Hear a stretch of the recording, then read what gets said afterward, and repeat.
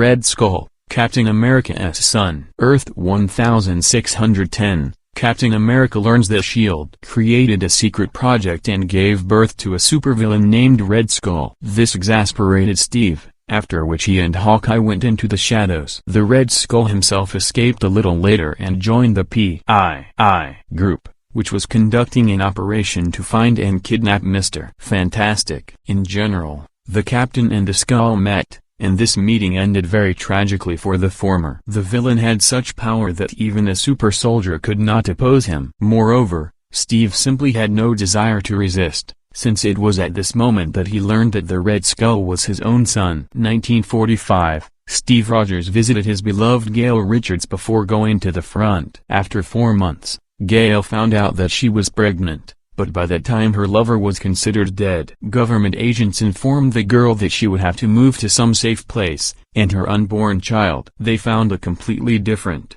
more suitable family. Of course, there was no question of any adoption. The baby was planned to be raised as a future super soldier. The boy, no one even gave him a name. He grew up sociable and friendly, and he also stood out for his genius and politeness. By the age of 14, the guy reached the parameters of his father, and soon surpassed them. Psychologists who watched the training of the future hero noted that he was happy and did not even think of running away or doing any other stupid things to cause problems to the government. In fact, Roger's son turned out to be much smarter than those who watched him. He showed no signs of discontent or irritation, but by the age of 17, the teenager realized that the decisive moment had come.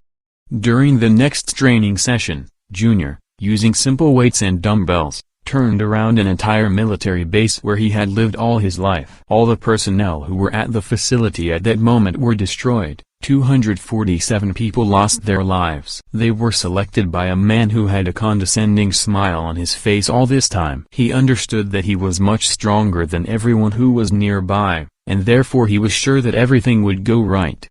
When the soldiers and scientists were finished, the guy went to the kitchen. There he found an ordinary table knife and, using it, personally cut off the skin from his face. Thus the Red Skull of the Universe 1610 appeared. Since the criminal escaped from the base, he has taken part in every military conflict that has occurred in the world. In one of the cases, he carried out an order against a civil activist from Georgia. Having descended on his home, the Skull found a man with his family there. Having attacked the activist together with several henchmen, the mercenary offered his wife to choose her goal. Either she kills her husband, or the Skull kills the baby. The woman acted rationally, but it did not save her child and her, too. As for the mission with Reed Richards, it was not Mr. Fantastic himself who interested Skulls in it, but his latest development. Rogers Jr.'s employers were trying to get drawings of a certain cube that could control the minds of other people. Having captured the artifact,